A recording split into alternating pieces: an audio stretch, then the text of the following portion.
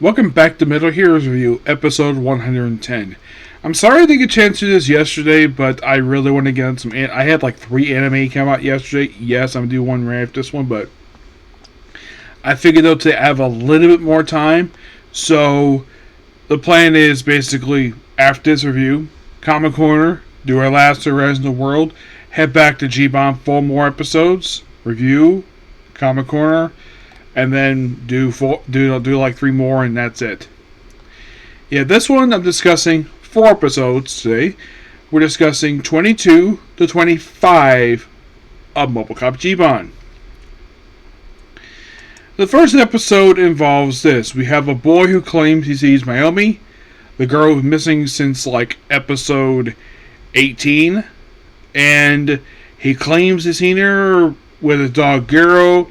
And this is a really good episode. Apparently the kid is also named Kenta, like another character they've had in this series, which also this episode, I think this is the same character who it's from a previous episode. No, this is a completely different character, just the same name. I'm glad this only happened once. We have a character where you have a kid character with the same name. But this is 2 completely different characters. This one's not a police officer. The one's basically like, I think it was something else. I think it was. It was actually that was involving kids getting sick, and that was Newspaper Boy. This is a completely different character, where he's a police officer who ran this post, this one-man post. From what I can tell, this is typical for Japanese, for small towns, to have one police officer patrol a small town. And here in the U.S., for small towns here, it's basically about... It's not one person. No. Because that becomes ridiculous. In Japan, it's not much issue because towns are not like the major cities, are not that big, and one guy can easily take care of one town by himself. Here, it's about... Depends on the city. I mean, the city I live in, there's about...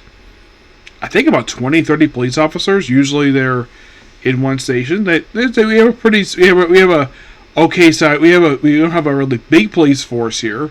Unlike Tampa, which is it's got a huge police force because that's a big city. But that's kind of this here. So, yeah. So,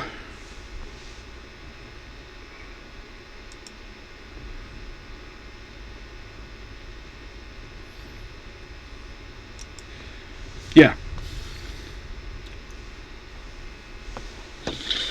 Anyways, so throughout the story, they try to find the beach, and it turns out the kid was actually just lying because he didn't want to move, but apparently he's moving the next day.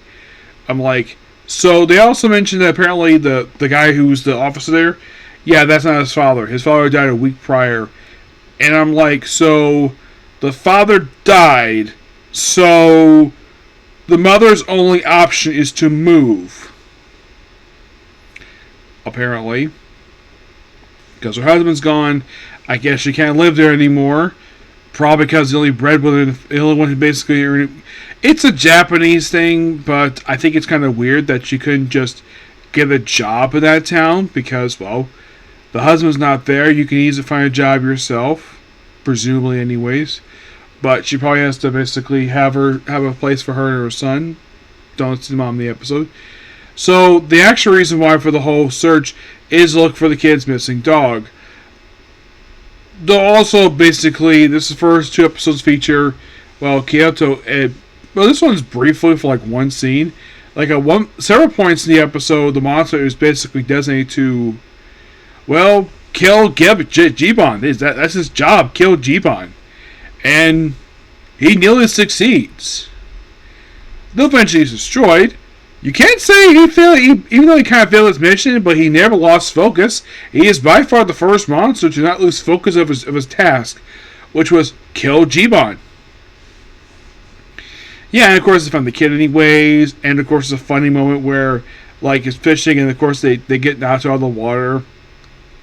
By the way, Yoko's presence in the episode, was like, wait, she's there? Comes completely out of nowhere. Excuse me. Also, by the way, he's also next episode, but he's not in 24. He's not there. Also, by 25, he apparently is running the police station. Which I'm like, where's your police chief? Yeah, where's your station chief? Where is she? Is she on vacation? Who knows? No one really knows. So, it's definitely an interesting episode. But I did really enjoy 23. The whole thing with this one, by the way, may also basically this episode 2. The whole thing of this one, I like this episode. It's an interesting concept.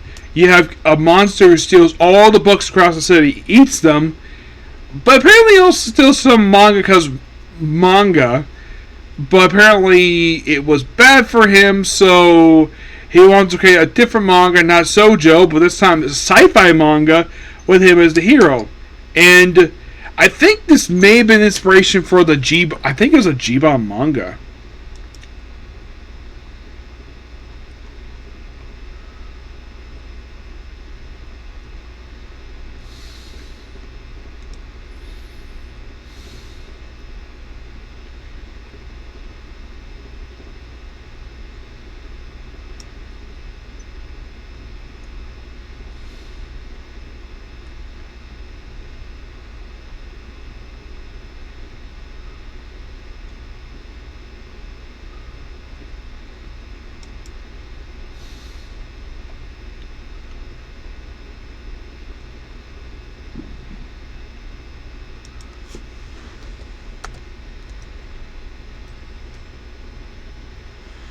Let's see.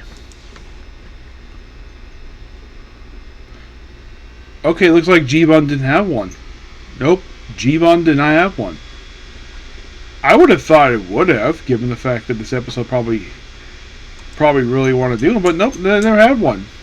The whole thing of basically turning basically a character into a manga, like based from manga. I mean, it's an interesting idea, just that I would have thought, though, Toei would have capitalized on it and published a manga. Apparently, they never did. I'm like, really? I think this also was a reused idea from Kamen Rider. Yes, where he had one episode where I think it was a mangaka who based basically the exploits on the actual writer himself, which I think it happened there too. But this is a good episode. Also, we have the goat monster, who's Goatloid's called. He doesn't want to necessarily destroy Tokyo, he just wants to be a hero. So he battles Jiban and loses. And, well, the manga basically is like, yeah, I want to create a manga based on Jiban. And, of course, you have Nato there just giving nods like, yeah, he has no problem with that. Probably get good publicity, this manga. Yes. Yeah, now in the case of... Okay, so basically Midway is actually featured in 24. I forgot to mention here. So this one is interesting. It focuses on Morosu. He is the only description of him is he's the elite detective of the city who is looking for Yoko. Yeah, he is a complete idiot. Where, well, actually he's a good police officer, but he's a bit of a goof.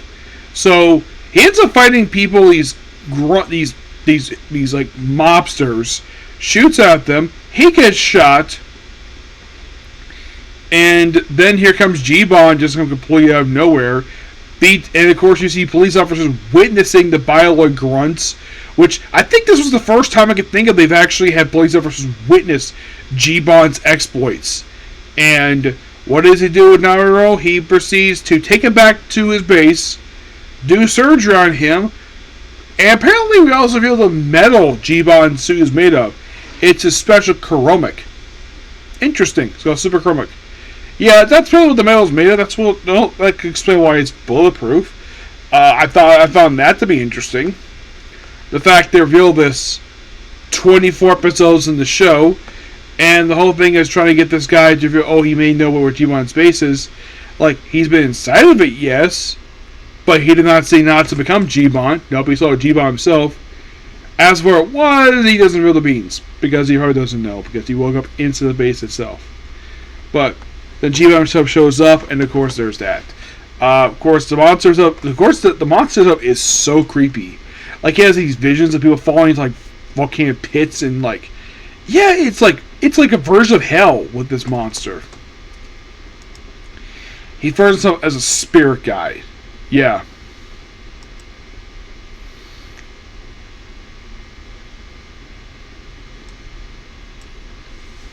There was a movie, but I'll probably watch at some point. But 26 is the return of Rio. First time I see him since episode 20 of the show. Yep, episode 20. Also, we get a little bit of development with him where, like, okay, so the monster's episode is referred to as, he's an explosive monster. Excuse me.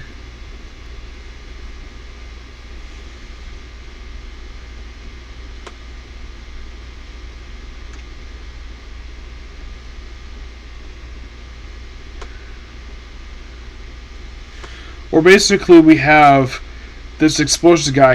The guy who plays him, he actually played Dr. Bio. He was actually in the suit and voicing him. I found it interesting, the fact he had Dr. Bio back here for, well, the actor who plays him anyways, the guy in the suit.